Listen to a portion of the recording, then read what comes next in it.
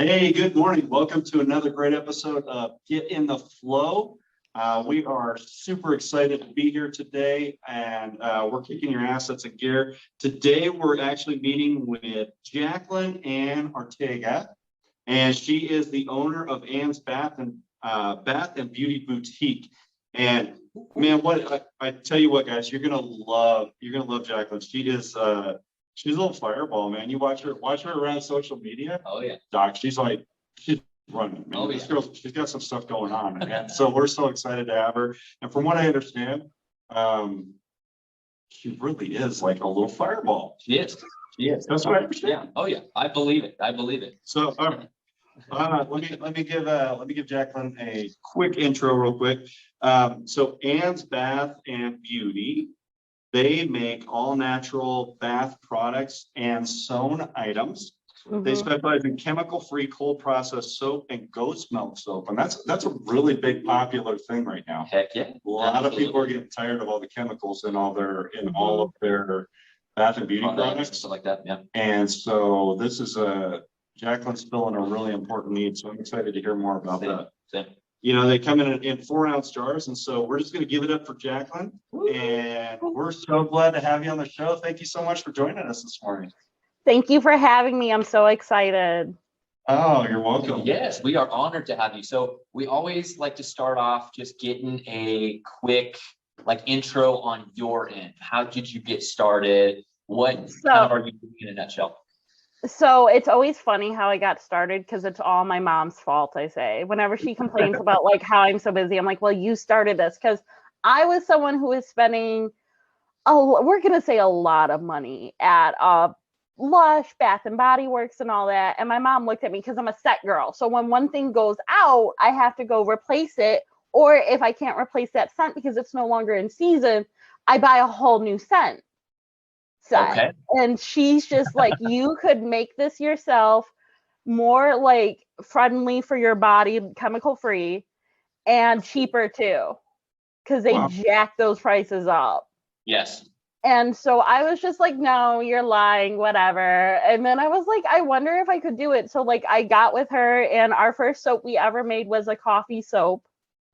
And yes, so the coffee soap actually has coffee grounds in it. So it'll do exfoliation too while you're soaping up. Wow. Wow. Okay.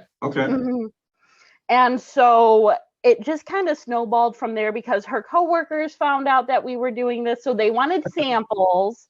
And I was like, here's some samples, whatever. It's nothing.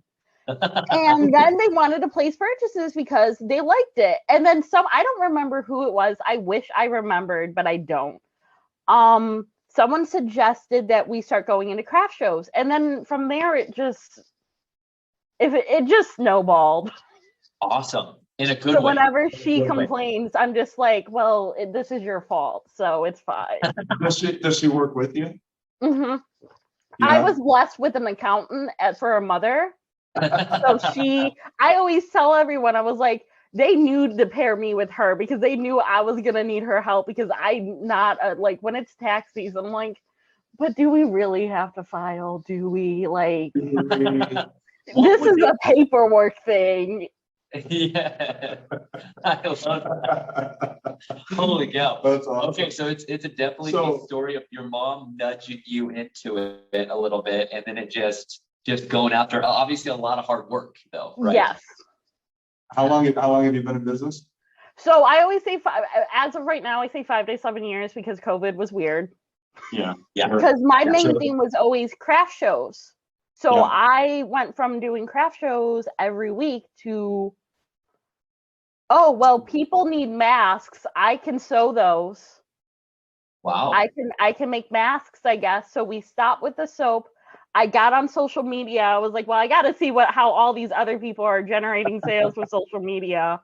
Right. And that's how my whole social media thing started. And I just started sewing masks. So I just say 5 to 7 years because for a year and a half, I wasn't making soap. I was sewing. Okay. So this is really interesting. So in the entrepreneurial journey, I mean, a lot of people that watch the show are entrepreneurs. Yeah. And a lot of them are trying to get started. And I think there's this misconception that when we start a business, it's going to be like tick, tick, tick, tick, tick, hockey stick, and everything's always going to be going up and it's always going to be the same. And our businesses are not in a vacuum, right? Anything can happen that we have to be quick and nimble and able to pivot, which it sounds like you were able to do. Well, we were just talking, I think that was you the other day. I was talking about the whole Etsy thing and how that's like affecting that. And that's nothing we control. That's on Etsy's side. Right. So Has there's that just, gotten straightened out? I tell, it's kind of been sorted out. They found a new bank possibly. It's a whole mess. But I tell Right. everyone, like, honestly, to me, the scariest job in the world is entrepreneurship, because you don't know what's going to happen. Yeah. No, you don't. Yeah. You Every don't. day I wake up, I'm like, am I going to get a hold? Because like the other week, I had a $150 order for a bunch of soaps. And this week I was like, well, at least I got that order last week. Because you just never know. Right. So true. Right. So true. It's always up and down. Wow. So with Etsy, then you also got hit with what was the other one? TikTok. Yeah. Oh no, Facebook. Was it Facebook that Facebook made the change? Okay, so let's talk about that. Oh my God. I cried when I tell you I cried for 2 days, I'm not joking, because like I just got my monetization done last year. So like January, they told me. Explain that. Explain the monetization. How does that work? So I'm a social media addict a little bit. I love it. I found out like that's my thing. Like that's what I'm good at is social media. Awesome. Yeah, and you're so I was all the time. Always. All the time. Yeah. I was making so many posts, and like my thing is, if you want to be known on social media, consistency is key. And that's where people fall off on is like, I started off, if you look at my social media page, you're not going to believe this, but I started off just making one post a day in the morning. Okay. And I said, okay, for the next month, I am making one post a day. And that just kind of like, I got in the habit of that. And then I was like, okay, that's Facebook and Instagram. Then we're going to post every day on TikTok. So the next month I brought in that. And now I have all of them and YouTube, which I always said I wasn't going to do a YouTube channel. I'm like, I need to just stop saying stuff like that because I'm here on YouTube now. And so it just kind of, when you start consistently post and you get more followers from those posts, and Facebook used to see that, they would say, hey, you're posting a lot, you're getting followers, we want to monetize your videos where you make, it was like, it started off 20 cents for every 1,000 views. And then like once you hit 50,000 views for one video, you got bumped to 40 cents. So they did slight raises. Okay. Which was nice. And what I liked about it too is I was worried my first month doing it. I was like, crap, I got to start from the 20-cent point again. This is going to suck.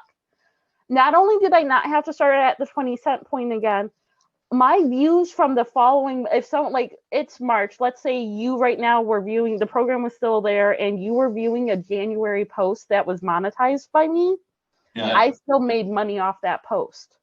Okay. So is it 20 cents a view after you hit 50,000? So it turned to 40 cents per 1,000 views after I hit 50,000 views on altogether collectively. Okay. Wow. Yeah. That's so those. So that can add up. It can't. See, that's the thing is those first couple months I was making like $5, $10, whatever. But once it like I got to that third and fourth month with all those adding up from the following months, I was making money. I went from $5 to like $30 in 2 months. Okay. So when they took this away from me, I was like, I don't. Like this was the start because my plan was once I got on Facebook to work on Instagram because that's the second easiest. And once I got Instagram, I was going to focus on TikTok because that's the third. And then straddle the horse that is YouTube because if you're a social media person, you know YouTube is the hardest to get monetized on. Okay. That's good to know. It's because you need a whole, I don't even remember. For the other stuff, I have the numbers memorized because those are reasonable. But like for YouTube, you need like a whole bunch. Your watch time counts. Like, so if someone starts your video and clicks away, that time they watch counts for your watch time, your Right. subscriber count counts, and they look at all of that, and you have to hit these certain numbers before you can get monetized. And the Right. monetization to start off with on YouTube is pennies. Okay. Interesting.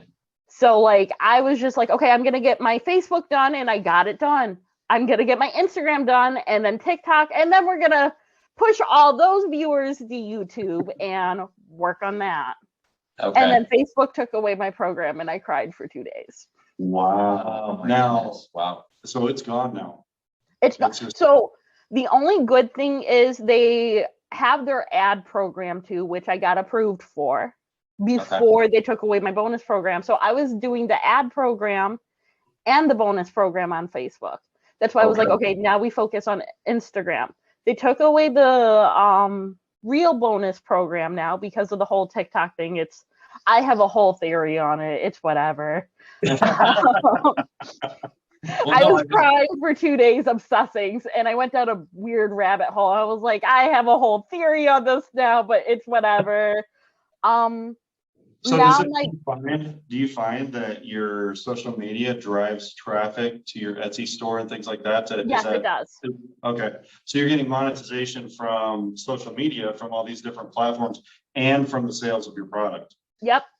Okay. That's awesome. And see, this is what I love about these videos is that you have all of these different people that are so skilled, but we're all so different. Like you just gave us free updates on social media of what to trickle into, because for us, it's Facebook is first, and we eventually want to move into other ones when we have time. But it's like, if somebody was wanting to make sure they got monetized on that, this is a free update on that when it comes to their business side of things. So thank you. That's awesome. That is awesome. I do want to transition though into more about your products, because like this is all of what I'm getting pumped up about. Like it would take me years to create soap, I feel like. And you have keep in mind you have to create the soap or to dissolve the soap on your body. Yeah, come on. Oh, I tell people all the time, I'm like, zombie apocalypse happens, I can trade soap for years. I have over 500 bars for sale. That doesn't even include the sellable bars that I keep in stock for samples or my family. Yes, so I'm like, I got the soap. Like, we got this. I will trade you tomatoes for soap. Yes. That's huge though. I mean, it's huge. So is that all that you sell? Like what does your product line now look like? So I sell the soaps. I sell 3 different soaps. I sell cold process soap, shampoo bars, and goat's milk soap. Okay. What's the difference? So the goat's milk soap, if you have eczema or I always mess up this word, psoriasis. I don't whatever. Psoriasis? Yeah, that I can't say that word to save my life. It's got the P in the front. That P in the front. I hate that word. I know. Your skin's gonna work out better with goat's milk soap. Wow. If you are someone who's a vegan though and can't use goat's milk soap, that's when I tell you use a lavender soap, our lavender soap. Awesome. But goat's milk soap is good for eczema, skin issues, dryness, and all that. Cold process soap. If you have those issues, we make a honey oatmeal soap. That used to be the only thing that we offered for that issue. But within the last 2 years, I've noticed an uprising in these skin issue problems, and I was like, I can't just offer one soap anymore because I can't keep up with it. Okay, so you're talking zombie apocalypse. You're talking about an uprising in the soap community. What's going on here? Yeah, is this a revolution or what? This is a revolution. I'm taking over the soap world slowly. I tell everyone that. We're the next Lush. There you go. There you go. I would totally go to you instead of that. That's awesome. And so is then, it your Etsy site that you are selling this on? Yes. Okay. I mean, I don't want to boost Etsy up too much because we're not getting, money from them. And I'm going to push that we get money from them now since we are going to boost them. No, but what does that look like for an entrepreneur who wants to get on they don't know where to sell their stuff? Is that a good website for you guys?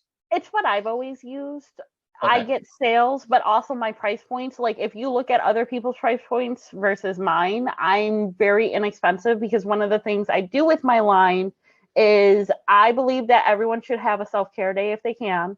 And if money's the issue, come to me because it's not an issue anymore. Because like I sell a 4-ounce bar for $4. If Okay. you go to Lush, if you go to another Etsy store, they might sell it for like $18, $20. I just went to a store in Oak Forest that sold a 5-ounce bar for $16, unscented goat's milk soap. And I was like, you are making hand over fist. Oh, my wife loves this stuff, and I see the prices, and she's like, "This stuff's amazing," and I'm like, "How much is it?"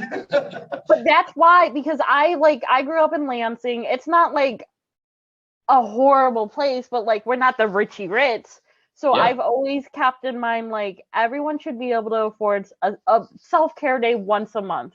Yeah. So that's why I keep, because I go to the north side of Chicago for some shows and they're like, you can be selling these for like $9, $10. I'm like, I could sell them for you and I'll jack up the prices for you, no problem if that's what you want. Right. Yes. But not everyone can afford that $9, $10, and I'm thinking of those people. Right. That's awesome. Wow. That's awesome. Well, good for you. That's your mom's accounting coming out in you, right? Well, and also like I was a poor waitress at one point. I Yes. know like how it feels to want to be able to soak your feet but not be able to afford it because you don't want to pay $20 for a foot soak you're going to use 6 times and then not use it anymore. Right. Exactly. Oh, that's huge. So Wow. That's huge. That is amazing. Well, good for you. That's awesome.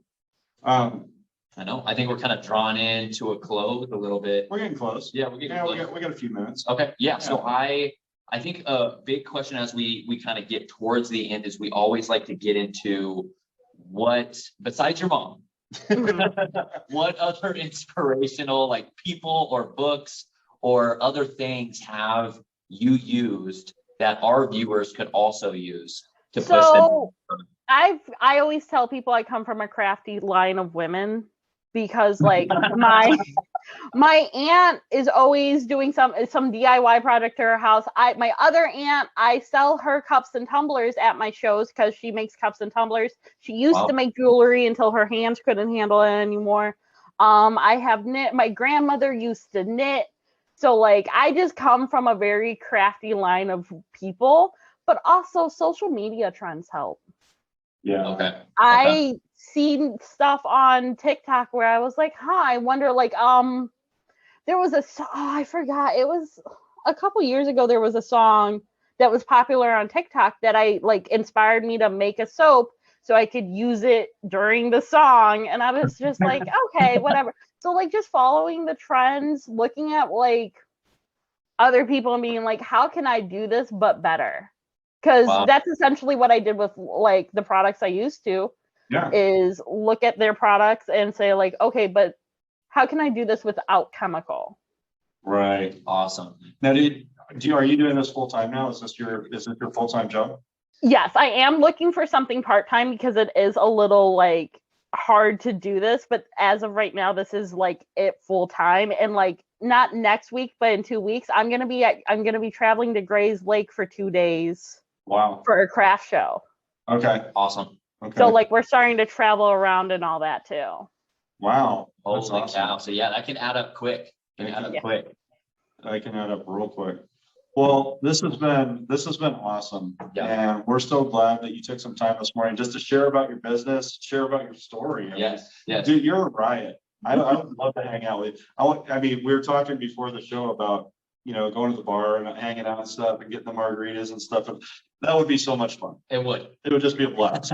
I mean, you've got so much energy, and we've really enjoyed having you on the show. And look at that smile, right? I mean, it just lights up the screen. It's too good. I love it. I know the background's black, so I was like, oh, I have to find something that's not black to like to pop. Not, yeah. That's how my white coat is. It pops off the background. Yeah.